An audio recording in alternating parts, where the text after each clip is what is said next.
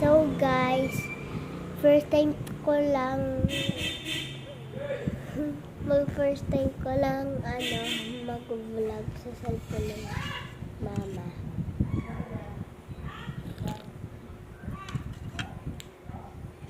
Magmumukbang tayo. Pero yung aking minumukbang sabaw at itlog.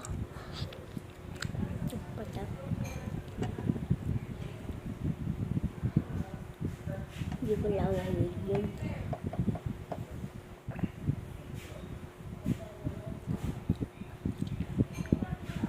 Nasambot ko mo.